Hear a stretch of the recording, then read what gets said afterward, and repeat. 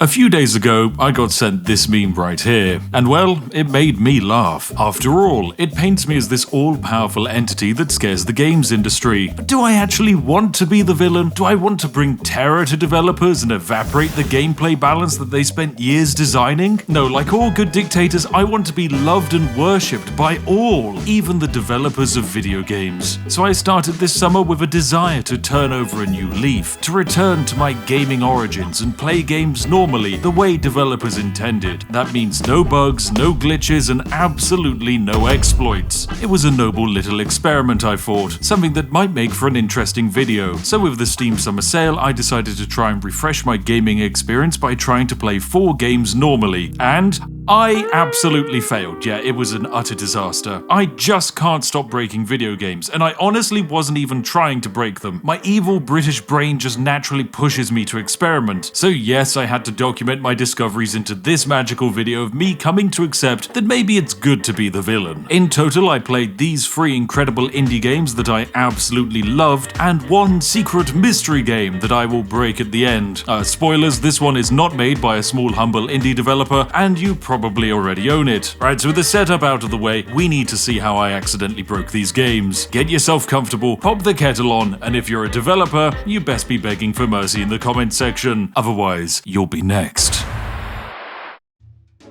Hello and welcome to our first game, Nine Kings. This is a roguelike tower defense deck builder game, which means that this game has all the key terms to trick gamers into playing it. The game is rather simple. I have a little main building, and it is a stronghold. Every year I get to play cards until I only have 2 cards left in my hand. Then a wave of enemies will attack. If the enemies make their way over to my stronghold, I lose a life. If I lose all 3 of my lives, the game is over, and it's back to the drawing board. Now in our case, we're playing as the King of Stone. This means that our primary deck of cards is entirely focused on defensive fortifications. Our lovely stronghold here is a building that summons towers that will run around the landscape and shoot our enemies. I'm also going to build the world's greatest siege engine, the Trebuchet. And so just like that, our first attack will begin. It's rather simple. 3 little enemies will arrive, my stronghold has spawned in this building, and it will shoot the enemies. And the round is complete. It really is as simple as that. Now from here, the gameplay loop gets rather fun. For you see, you can stack buildings on top of each other for increased modifiers. Yes, that's right, I can take my puny level 1 stronghold and make it a level 2 stronghold, and best of all, it will now summon in an even better tower that will do 6 damage instead of 5. Now here's the thing, the enemies we're facing will get significantly more powerful. They'll send even more forces, and whilst this game has a cutesy little art style, things get out of control rather quickly. I mean, just look at the graphic art they've done for vampirism, my goodness. That's too saucy. Avert your gaze, YouTube. Now in the last round, we faced the red enemy, the King of Blood, and so that means the loot we get from the battle is a card from his deck. His is all about having large quantities of cheap minions you can sacrifice to summon very powerful demons. We're not really going to mess about with that because it's not going to help me break the game, but I will summon in a Mangler. It's a very slow firing artillery piece that probably won't really get much use. I mean, it's basically not even going to get any kills. Oh, look at that, it did like 3 damage. Well done. Anyway, this is now where we actually get to break the game. If you see, on the 5th round, we get to pick our Royal Decree. They're generally the thing that will allow you to get the most out of the build you're going for. Loan will just give you a quick injection of money, whereas Eyeglass will synergize with a build really well that specializes in critical damage. In our case, however, I'm here to exploit the game, and that means exploiting the human errors that the developers have left in. And so that means I'm going to pick up Towerdome. This is a rather fun little relic. Basically, those lovely little towers that our stronghold was spawning, well, every time we spawn 1, we will instead get 2 of them. That's pretty darn good. So seeing as we get more of them, I'll upgrade my stronghold once again, and now when we get into year 5 and face off against more enemies, at least when we begin, we'll have a few more towers to help us. And look, they even do more damage. So on year 7, we've got another attack from the King of Blood coming, but hey, I've upgraded my stronghold even more. So now when our towers spawn in, which we get more of, they'll be doing 10 damage each. Whoa, 10 damage? Wow, I am positively jubilant. The problem is, that's still not very good. I mean, I can just spawn in this basic unit here, and even they do even more damage. Now the time has come for us to declare war on a new king. This is basically where the game starts getting a little bit silly, for by declaring war on a new king, that means I can then gain access to their deck of cards. So if we declare war on the King of Progress, that means that when we face him in battle, we'll be able to draw from his deck. And who doesn't like drawing another king's deck? It's the most masculine activity you can possibly do. But I'm sure you're watching and you're saying, hey Spiff, look, I've played this game before. What you're doing here isn't exactly anything special. I mean, it's just a very basic build. You've got your little castle and sure, it's a little bit more powerful, but look at the amount of men you're now having to face on the field of battle. My puny little towers aren't exactly doing a good job of defeating them. They're getting closer and closer to my castle, and ultimately it's just a matter of time before we lose. Luckily for us, we do get a little bit of respite, for on this wave, the merchant has arrived. The merchant is a lovely chap who can provide us with very cool units like the Scapegoat. This is a passive terrible unit that if it is killed, it generates free gold. Thank you, Mr. Goat. I mean, of course we have to have a goat on the battlefield. Oh my goodness, look at the size of the armies we're facing now. The good news is my incredible goats here will distract the enemy, and then when they die, I get money. That's great. Now, similar to all roguelikes, the enemies you face gain more attributes the longer you go on. They get increased health, increased damage, and then of course every once in a while you get a mega boss wave. So the only way in which to counter that is to out-level the enemy, and one of the best ways to do that is with a building like the blacksmith. This means every single turn, adjacent buildings get plus 2% damage. Now, whilst 2% might not seem like too much, over the course of a few years, that's going to take our towers from doing 10 damage to 11, and I mean that's still not good at all. But hey, year 14's here, and that's great because it means we now gain access to a new royal decree. Now what I'm going to pick up is the royal decree of engineering. This doubles the damage of all of my towers, so yes, now we can take a look at my lovely stronghold, and it's gone from doing just 10 damage per attack to now having my towers do 20. That's a significant improvement, ladies and gents, and it means that when we get our 2% modifier on top of our castle, oh, things are looking good. But what if I told you this is nothing? I'm basically doing no damage. 25 damage per attack? That's useless. And my enemies? Oh, well, they grow. And would you look at this? All of my forces have been decimated. Welcome back. I've been going through this build all to get to this point. Unfortunately, the enemy did manage to reach my castle on the last year, and I have lost one of my 3 lives. As I said, this game is challenging. One year, you're a confident king behind your walls. The next year, your head's on a spike. Now, in order to keep my beautiful head on my shoulders, I've collected 3 relics over the course of this game, and they are going to let us do something very special indeed. Towerdome lets our castle produce towers twice as fast. Engineering doubles the damage from all towers. And finally, Feast, which doubles the health of all of our units. They have helped shape our build into something more specialized and powerful. But there's a slight problem, for you see, if I were to quit to the main menu and just simply save my progress and leave, and then if I were to continue the very same run, something magical happens. For you see, this trebuchet is now offering 94 damage per shot, but that's a little bit weird because that's twice the damage it's meant to be. It's almost like engineering has happened a second time. Well, let's remember that it's at 94, and then we'll just leave to the main menu, click continue, run, and then when we load back in, surely it will have fixed itself, and oh no, it's at 189. And it's not just affecting the trebuchet, it's affecting everything. Our mangler's now doing 400 damage a hit, our scout tower's doing 300. Well, I'm sure the towerdom won't be increased as well. If that was the case, well, that would mean our stronghold could build towers at about 4 times faster than it's meant to, and that sounds very dangerous to the balance of the game. We're just going to play the game on normal speed and see what happens as a new army spawns in, and oh, would you look at that, there's more towers spawning in. Oh look, they just keep on spawning in a lovely line. Oh, that's quite interesting, game. I wonder what that means. Yes, ladies and gentlemen, welcome to my domain, where I am the dastardly god of this universe, and I yearn for one thing, and that is the pain and suffering of my enemies. So yes, of course, the next wave comes in, but unfortunately for them, they don't really stand much of a chance. I mean, after all, my trebuchet is now throwing boulders that are significantly more powerful than they should be. I'm going to then place down yet another trebuchet for good measure. As you can see, this is just a basic trebuchet, it's nothing fancy, only 30 damage. So, you know, it's okay, but it's not exactly going to one-hit all the enemies. But it's okay, because I can get yet another one. And oh my, would you look at this, I get the option of choosing a royal decree. Oh my, is that bunker? Increase the attack speed of your towers by 50%. Well, you know what, I'm sure it's okay, as it's now increased our scout tower to attacking almost every second. And that doesn't seem too overpowered. However, of course, if I were to leave to the main menu and then just start and continue the same run that I'm doing, a magical thing will happen. Oh dear, it's now every 1.4 seconds, and our damage has increased as well. Oh, and this paladin over here, it's now up to 148 health. As you can see, this exploit has turned us into an unstoppable force. Enemies that previously might have stood a chance are instead evaporated within a nanosecond of the battle starting. This is truly a perfectly balanced manipulation of game design. But as the game has told me, this is the final wave. The boss is now coming. Unfortunately for the boss, I am British, and so that means what I'm going to do is spend the next few minutes of my finite life repeatedly leaving the game and then reloading into it, because that's going to allow me to ever so slightly... I clicked the wrong button. Oh my god, I just clicked the wrong button. Okay, well, ladies and gentlemen, my entire run has just been deleted by the game. Please brace for technical difficulties.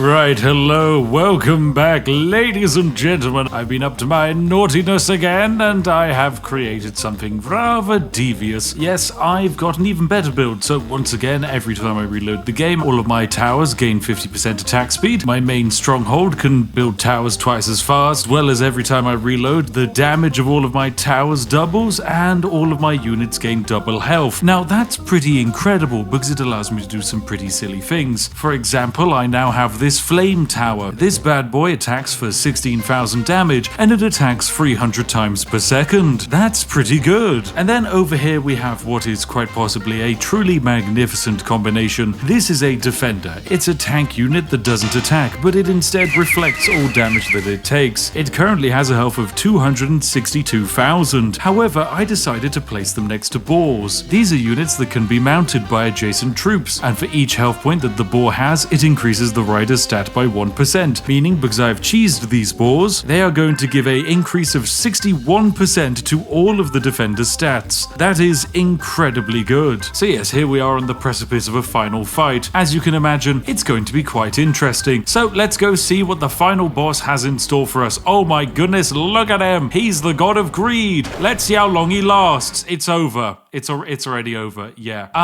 We did it! Our kingdom has thrived! We're going to continue playing. Now, bear in mind, this is the experimental endless mode. This is where the fun truly begins. The wave starts, and my lovely stronghold here spawns in around about 40 towers. Said towers can dispense 30 damage 525 times per second. So yes, here we are on wave 35. The enemies arrive, my lovely trebuchets unleash their payloads, and we win the fight. Truly balanced. But let's actually do a quick calculation here. I mean, after all, I only have myself 5 trebuchets. How many rocks can they actually throw per second? So it is 1, 2, 3, 4, 5, 6, 7 rocks. Okay, so I've run the numbers, and currently every single second of the battle, we are throwing 1,120 rocks. Now, if we were to take a very conservative estimate of the size of rock a trebuchet can throw at 200 kilograms per rock, that means for each second the battle is active, we are unleashing 224,000 kilograms of rock onto the planet. That is an absurd amount of rocks, and the more and more we pull off this exploit, we risk creating a situation whereby the mere existence of my trebuchets is enough to alter the orbital structure of the planet we're on. Anyway, the madness must continue because I'm still playing the game. Here comes the next wave, 448 enemies, and wabam, they just evaporate into nothingness. Anyway, here we go, year 48. I have got a nice snazzy new upgrade that doubles the movement speed of my units. So this means that yes, when we do get to eventually fight the enemy, our forces move into battle just that little bit swifter, and isn't that great? And even though there is no visible stat for how fast our forces can move, it's going to become quite noticeable. So yes, once again, we back on out to the menu, load on in, and now our units should be moving 4 times as fast as they logically should. So let's see if we can even visualize that at the start of this next battle. So yep, the game begins, and oh yeah, there they go. They just basically teleport behind the enemy. Isn't that great? And here we go. We get something that you Balatro veterans will probably recognize. It's an E number. This is 3.8 E plus 7. And for those of you who didn't study advanced mathematics, this is a big number. A number so big it would be frustrating to write it all out, and it would take up far too much of the screen. So the developers just simply abbreviate it into this. The higher the E plus we get, the more stupid quantity of damage we've actually done. So yes, I once again back out to the main menu, load into the next wave, and we're ready for, ooh, it's nature. Look at this. They've got some piggies of their own. Unfortunately, they all die.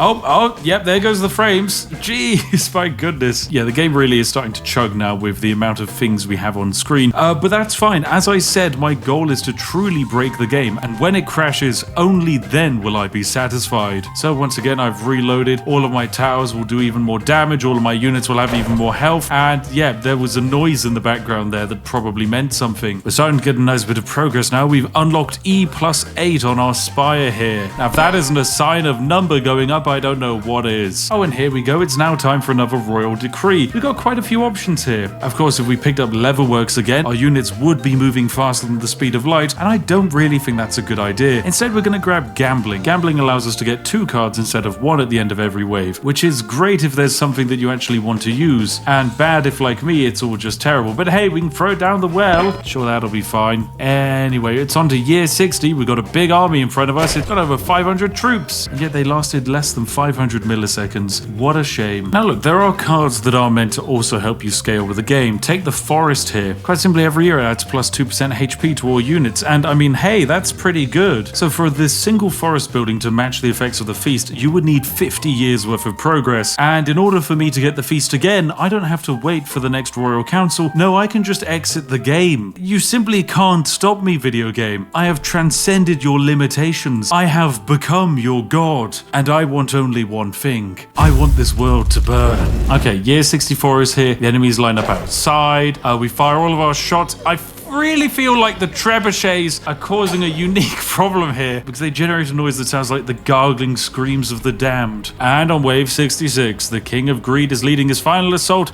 We've got a boss fight. Ladies and gents, we have our next boss fight. Isn't this exciting? So here we go. Our mega boss fight is here, and we'll see how he does. He's got lots of golden arms again. He's got a huge army in front of him, and here comes the rocks. And he's still alive. There's a lot of 99999 pluses and no frames at all. And that's it. That's the wave. Oh my god. So yes, that is one game absolutely destroyed with the simple tactic of leaving to the main menu. I could continue playing, but each round sees us lose more and more frames, so let's change games quickly before my PC sets on fire. I wanted to see if this tactic would work in another game that I picked up. This is Tower Dominion, a roguelike tower defense game where you not only place towers, you also build the map. It might not seem special, but this game is incredible. I've already collected every single achievement in this game because it's about as addictive as a nice cup of Yorkshire tea. It was made by just 3 people in Unity after their previous indie game almost left them bankrupt. You might see this as an incredible story of indie game success. All I see is a game that's been made in the Unity engine, so that means some of my favorite engine exploits should work here. So instead of reloading the game to buff my own towers, I want to show off my strategy of taking our 9 Kings exploit and flipping it. What if reloading the game debuffed the enemy? So welcome to the game, ladies and gentlemen. If you've ever played Bloons TD, then you'll probably recognize this game's mechanics. Different types of enemies will march towards us, and if they reach us, they will do damage. Similar to Bloons TD, there are different types of enemies. Some enemies are mostly invisible and can only be detected by specialist towers. Other enemies have shields that need to be destroyed, and of course you can eventually get enemies that, when defeated, split down into smaller enemies. Now, I'm somewhat of a pro gamer, so for me this game isn't exactly difficult. All I technically have to do is to survive up until the final wave of 25. For each wave that goes by, the enemies get more numerous and they get more dangerous. Their health stats also increase, meaning that these regular little plebby boys who we can currently one-hit will eventually become rather challenging to defeat. Luckily, my various towers are doing a splendid job of mopping up the enemy. In order for the Save Scum exploit to work in this game, you will need to be in endless mode, so I will be back when we get past level 25. Okay, so we've now reached the point where it's the final wave. That's right, the big boss wave is coming for us. It is a ridiculous amount of tiny tier 1 foes who will have a nice big boost to their HP. Yes, potentially this is a difficult final fight, however, it's actually going to be completely fine. I've built this brand new tank factory that's going to pump out these lovely units, and so that means that even though the enemies have evolved and gotten significantly more dangerous and dastardly, it's not going to be enough to stop me. So with this stage of the game being complete, we can now move into the exploit stage. Yes, that's right, all the fun gets to begin with endless mode. In endless mode, things are, well, endless. I know, who could have guessed it? In this state, the waves of enemies will continuously increase and get significantly more dangerous, always increasing in health until eventually there is nothing we can do to stop them. Fun fact, ladies and gents, there is currently a bug in the game whereby if you play on a faster speed, some of the damage you actually do is lost. This is because the game just can't keep up with the actual pace of what's happening. However, there is something we can do to mitigate this. For you see, as the waves go on, the enemies will continue to get slightly further and further in our maze. So yes, on that wave, none of them managed to make it past this lovely little electronic gate of mine. However, on this wave, yep, they managed to burst right on through. The amount of enemies coming hasn't particularly increased, it's just that they've all gotten significantly healthier. So this basically makes our defeat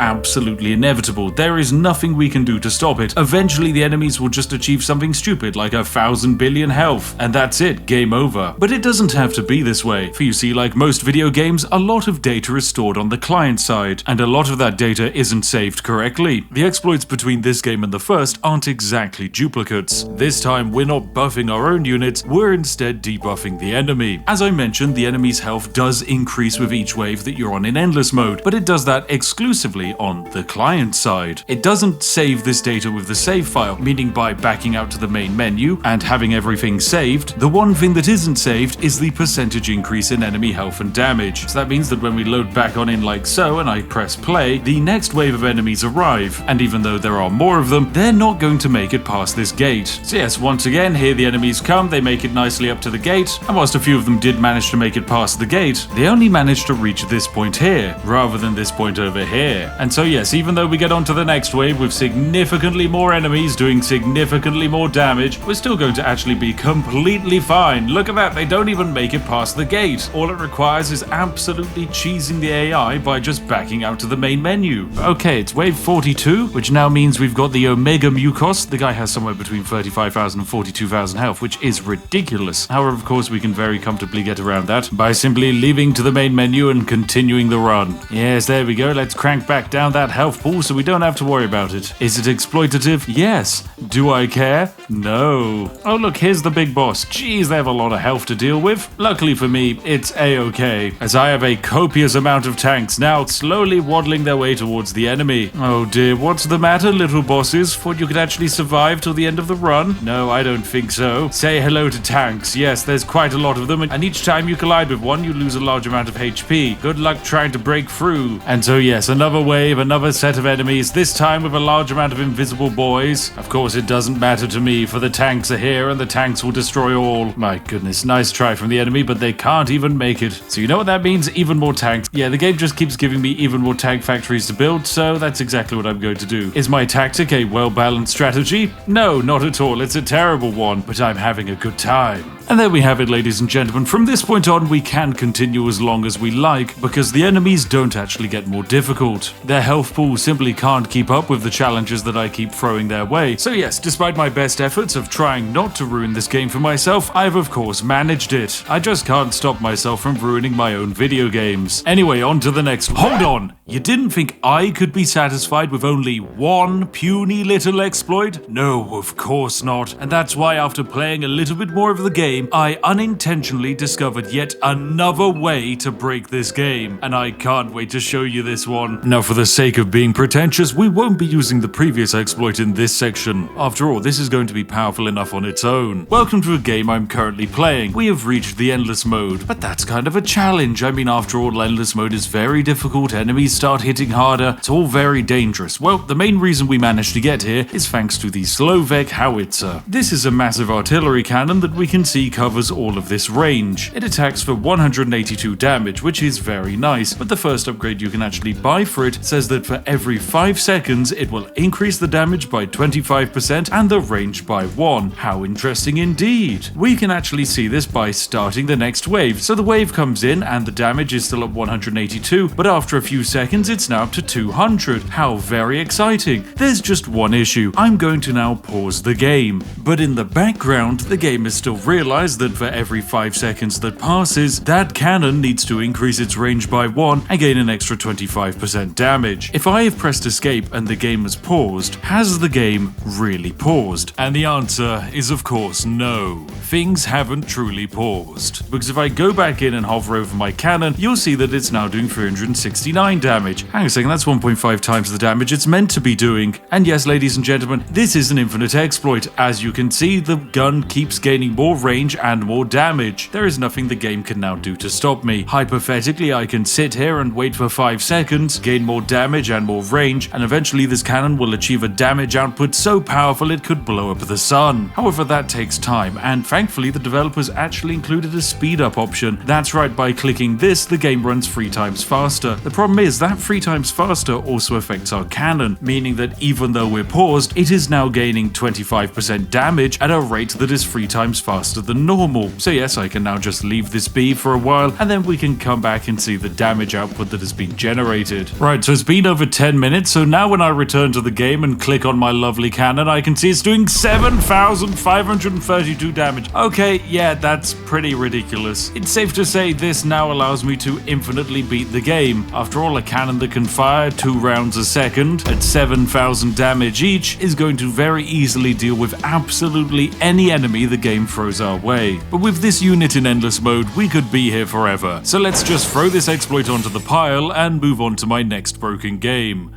Right, ladies and gentlemen, welcome to Void War. I've got myself a fresh cup of tea, and that means we're ready to break a game. Now, Void War is a very special game as it's relatively brand new to Steam, and I'm actually amazed it even managed to get there. This is because Void War is exactly what you would imagine if you combined the game FTL with the universe of Warhammer 40k. Now, the reason why I didn't expect this game to be here is because Games Workshop, the owners of the 40k license, are incredibly infamous for how aggressively they will police their intellectual property rights. So yes, when I saw this game, I knew I had to buy it, and I also knew I needed to download all of the game files because by the time this video comes out, the lawyers over at Games Workshop will have probably already taken it down. Now, I of course intended to play this game for fun, but along the way I discovered a few problems. Namely, this game is made by quite literally 4 people, and they did a fantastic job. However, this entire game is made in the Game Maker engine, and that means that it can be very, very, very easily exploited. So yes, you can probably already see some of the Warhammer 40k influences. Over here we have an Imperial Enforcer, yep, definitely an original concept. We've got Imperial Citizens who are Psychers, and then,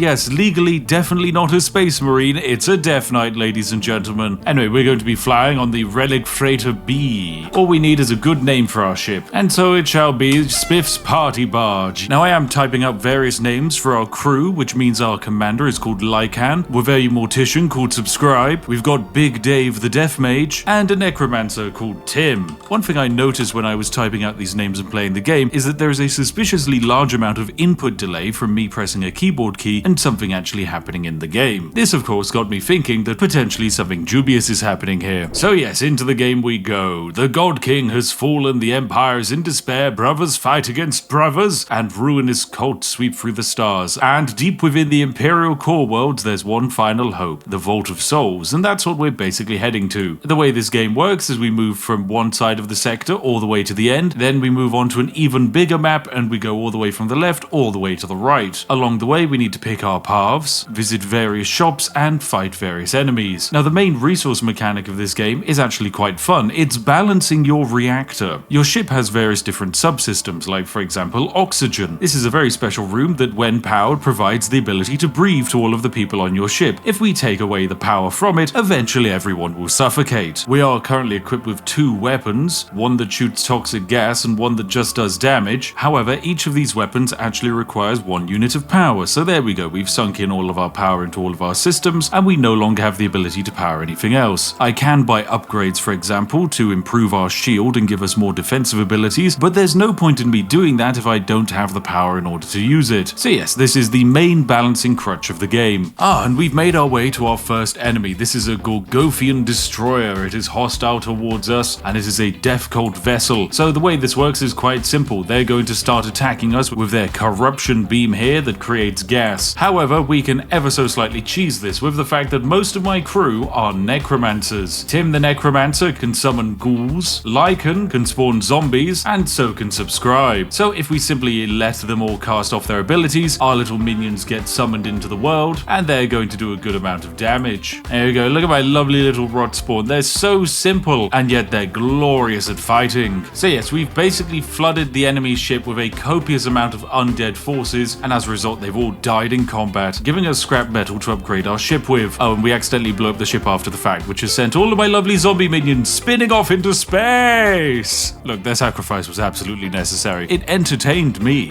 Oh, is this a civilian colony is ahead? Cannon fire streaks across the void, and you realize the colony is under attack. Let us assist the colony. Oh, there's an evil pirate frigate here. It's full of servitors and a pirate corsair. Now, unfortunately for them, we're going to summon in a lovely large amount of undead beasties to ravage their ship. So there we go. We begin the process of summoning our forces. They're sending in their various men. We're weakening their attack abilities and poisoning them with gas. Then we deploy even more zombies around the ship, break down all of their systems, and all they have left is their pirate leader. Imagine just being a chill pirate. You know, you're out on your day to just raid a peasant colony, and then Lycan the master necromancer arrives and summons a horde of zombies onto your ship. There's not exactly much you can do. This was a glorious success though, as we got well over 50 scrap from it, which means I'm getting very close to the point where we can start breaking the game. Now in the shops, of course, we can get various upgrades, like for example weapons that will improve the fighting abilities of our men, new crew that can be recruited, or my personal favorite, treasonous whispers. Yes, this is basically another magical spell that allows us to mind control one of the enemy. That seems absolutely perfect for what we have going on here. So huzzah, Lycan can now not only summon the undead, he can also whisper sweet nothings into the enemy's ears. Oh, and here we go, we've got another enemy vessel about to attack us, full of death cultists and ghoulish zombies. So I'm of course going to summon all of my little undead minions into the fray, and I'm even going to hit their commander with some treasonous whispers. Now as we broke into the little treasure room of the ship, we've stolen a brand new weapon, the Hull Ripper 2. It's an incredible weapon that does insane amounts of damage. However, it requires free energy in order to power. That is ridiculous. We don't have free energy, we have nowhere near close to that. Luckily for us, we mind controlled the enemy captain, and he's done a great job of blowing up their own ship. So there we go, the enemy leader is dead, the ship is ours, we get an exciting new weapon and a huge amount of scrap metal. This is where the cost-benefit analysis system of the game needs to come into play. I really want the Hull Ripper. It's an incredibly good weapon. It will allow us to go through ships that have a large amount of shields very easily, and it does a very good amount of damage, of course at the trade-off that it's very expensive to run. However, as I mentioned, I like to break video games, and so that's exactly what I've done. I've upgraded my weapon system so that now if I decided to, say, turn off life support, I can power the Hull Ripper. Wow. That's not very good though, because we really need things like life support in order to survive. There's just one minor problem. This game is made in Game Maker, and so that means I'm able to think ever so slightly outside of the box in order to break it. So of course we can click on all of these systems to power them up, but there's actually no reason to do that because the game provides us with hotkeys. Q will power up the putrefactor, W will power up our Radium 1, and E will power up the Hull Ripper if we actually had any energy for it. There's just one slight problem. If we were to press Q, W, and E all at the same time, the game can actually slightly bug out. Allow me to demonstrate like so. We have 3 units of energy remaining, and if I press Q and E at the same time, even though I have only 3 energy, I'm going to be able to power these weapons at the same time, which is quite interesting because I didn't have that 4th energy lying around, and yet the game has just summoned it out of thin air for me. Yes, ladies and gentlemen, I've done it again. I've broken yet another game. You can't stop me. It is one of the fundamental flaws of this game engine, and it doesn't just stop with the weapon systems. All of the systems in the game can be powered with hotkeys, which means hypothetically we can break them all.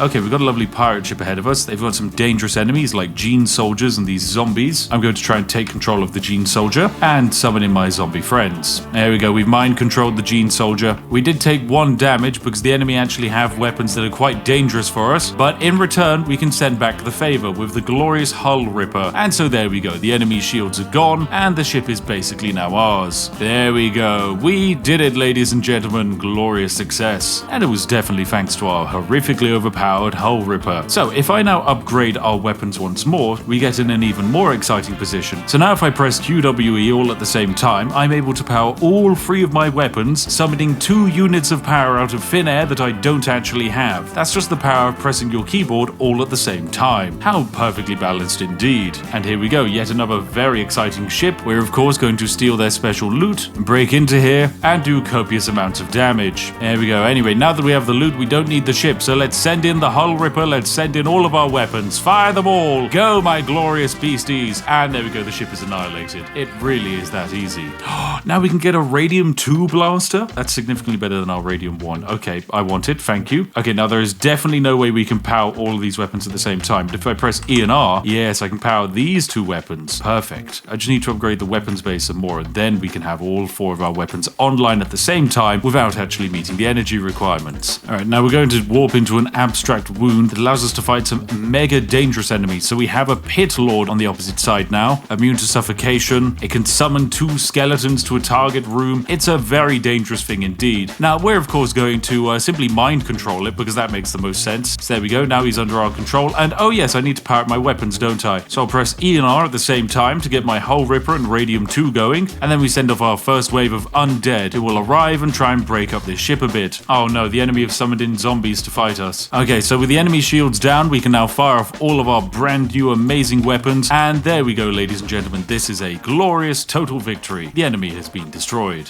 Alright, once again another fight, this time against a slightly more dangerous enemy. We'll send in all of our forces, but yes, as the game has gotten slightly more difficult, we have taken some damage. Some of that is down to the fact that I forgot to power my shields, which is definitely a rookie mistake to make. And there we go, the enemy ship is defeated. Lovely and easy. We can now pledge ourselves to the Blood God. You know what, I'm gonna say no. Thank you, Blood God, for the offer, but I believe in the Death God. Now what's great about this merchant is I'm able to buy myself a new Necromancer and a new Mortician all at the same time, so we can summon even more undead, and I can fully repair my ship. And you know what, I'll even summon in a weird priest. Perfect. Yeah, I've spent a stupid amount of money on all of this, but it's good fun. I mean, the way we basically fight is quite simple. My men just stand and rave around for a bit, and then we summon a copious amount of undead zombies onto their ship to distract them, and whilst they're busy dealing with all of that, we steal anything that isn't bolted down on the ship. This then allows me to open fire with all of my lovely weapons, blow up their shields, destroy their weapons from the inside, and then we're in a lovely position where we can no longer lose. Perfect. Now that's how to do combat. So I've upgraded the maximum energy that we can put into the weapon systems, and this means that despite us only having free energy left in the reactor, I can press WER all at the same time, and there you go, free weapons powered using 50% less energy than they actually require. How perfectly balanced. Okay, so we have a brand new system added to our ship. This is the shield charger. It allows us to supercharge our shields for a short period of time, basically improving our defensiveness. The only problem is we definitely don't have the power to actually run it at the moment, but that's okay with me, for I think we can actually fix that. Right, let's attack this Imperial ship first, and then I'll see if I can cheese my subsystem some more. Gosh, these poor little Imperial ships are so screwed. There is just absolutely nothing they can do to stop us. We just rock up, we ruin their day, basically just annihilate all of their crew, destroy all of their systems so they can't even fight back, and yeah, there it is, the easiest victory ever. Now the thing with this exploit is that the only thing holding me back is the amount of fingers that I have, and unlike the Habsburg royal family, I can't genetically add more. Technically though, there could be a way to hit the hotkey for every subsystem at once, so for the sake of science and to show you the pure madness of this exploit, we'll be using this, a keyboard macro. So yes, now all we have to do is configure the hotkeys for each of my ship's weapons and subsystems to make sure that they are all pressed when I hit a single key on my keyboard. So now I've got my little macro recording set up, all I need to do is press Z, and then that should power all of our systems at the same time. So if I press it like so, all of our systems are now powered. The thing is, we're actually powering most of our ship with energy that we don't have. For example, if I now unpower the Hull Ripper that's using 3 full bars of energy, you'll notice none of the energy is added back into my reactor. This is because the game knows that I'm lying about what I'm powering my ship with. It just can't quite prove it. So once again, I can just press Z, all of our systems are now powered, and we're using 5 bars of energy that we haven't paid for. This is the equivalent of running an extension cord from your neighbor's house and using it to power everything. It's fantastic. So there we go, we've made it to the end of the second zone. From here on out, you just move all the way until you reach the Imperial Core Worlds and defeat a boss. Some of the bosses are relatively easy, some of the bosses are relatively hard. However, all of them are incredibly easy when you can just fill your ship with a bunch of systems that you don't even need to power. This allows you to reach the final fight without ever having to upgrade your reactor, having all of your systems online, being able to tank any shield damage you take, and that makes you completely unstoppable. So there you have have it, ladies and gentlemen, that is yet another game broken because I just can't stop myself. If you want to get this game, I recommend you do it right now before some lawyer stops you from doing so. Genuinely well done to the developers though, this is an incredibly fun game to play, and I look forward to the future updates. And so here we are, the final mystery game that I just couldn't stop myself from breaking is...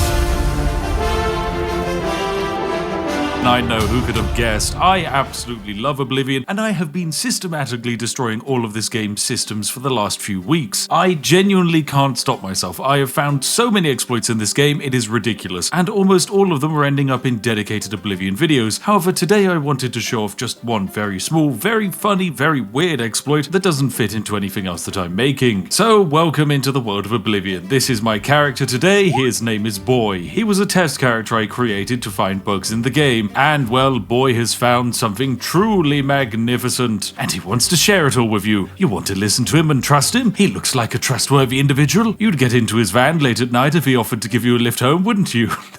Anyway, so we're going to do a little bit of cheesy exploiting, and the way in which we're going to do it is make our way down to Deep Scorn Hollow. So yes, I've spawned on in, and I'm going to quite simply ride my horsey over this way towards the lovely Deep Scorn Hollow. Yep, this is classical, glorious Oblivion gameplay right here. Just a man on his horse glitching out slowly on the terrain. Anyway, we just have to slightly steer around the gate to Oblivion that's opened up, and huzzah, over here on this island is Deep Scorn Hollow. Now, Deep Scorn Hollow is basically a DLC for the first game that has been added back in by the developers for the remaster. It's basically a nice little hidden underground lair, and provided we throw ourselves down into the water here, we will be able to find the little secret entrance inside. All we have to do is go through this little tree stump here, and huzzah, into the Deep Scorn Hollow we go. Upon arrival, we get this lovely little journal. This journal tells us all we need to learn about the base, and that we can buy upgrades for it from a lovely merchant who stays over at the inn. So that's exactly what we're going to do. We simply fast travel over to the inn, hop on inside, and speak to a very wonderful, definitely not shady individual. Go on, where are you? There you are. You need something special? Check out my wares.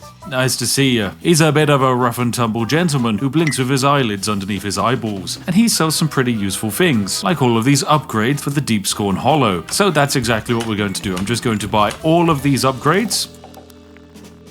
So after you've bought all of the upgrades for the Hollow, you're probably wondering how on earth do I get my money back, because after all this was a very costly endeavor indeed, so I best have a way of making some of my money back, and luckily for you and I, the developers have us covered. Quite simply all we need to do is make our way to the bedroom, yes, where the magic happens, and over here we have ourselves the glorious Greywind's Armory, or Armoire, I don't know, it depends how you pronounce it. Anyway, this is a very special cupboard, because of course, you know, it's a cupboard, and it comes with this item, the Raiment of the Crimson Scar. A pretty fancy thing indeed, considering it has a copious amount of enchantments on it. So yes, of course we're going to be taking it. I mean, it provides such a huge amount of bonuses, why wouldn't you want it? However, there's just one interesting problem with this item, and that is that after a few seconds, the game decides to just spawn in another one in this box. Yep, that's right.